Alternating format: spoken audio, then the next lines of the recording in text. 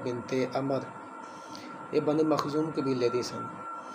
ਇਹਨਾਂ ਦੇ ਵਿੱਚੋਂ ਜ਼ੁਬੈਰ, ਹਜ਼ਰਤ ਅਬੂ ਤਾਲਿਬ, ਅਬਦੁੱਲਾ ਔਰ ਬੇਟੀਆਂ ਦੇ ਵਿੱਚੋਂ ਉम्मे हकीम बैज़ा, आतिका, उरवा, अमीना और बदा ने। इस तो बाद सरकार दी अजवाज लुबना बिनते हाजर, ਇਹਦੇ ਵਿੱਚੋਂ सरकार ਦਾ ਇੱਕ ਪੁੱਤਰ ਹੋਇਆ ਜਿਹਦਾ ਨਾਂ अबू लाब। ਉਸ ਤੋਂ ਬਾਅਦ सरकार ਦੀ ਅਜ਼ਵਾਜ ਜਿਹਦਾ ਨਾਂ हिंदा बिनते अमर, ਇਹਨਾਂ ਦੇ ਵਿੱਚੋਂ ਇੱਕੋ ਹੀ ਪੁੱਤਰ ਹੋਇਆ ਜਿਹਦਾ ਨਾਂ ਗਿਦਾਕ ਹੈ।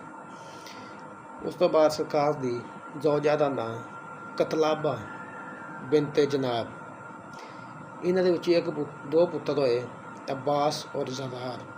उस तो बाद हाला बिनते वहीब, ਇਹਨਾਂ ਦੇ ਵਿੱਚੋਂ हमज़ा, मकूम, हजल और बीबी सफ़िया ये पैदा होए ने।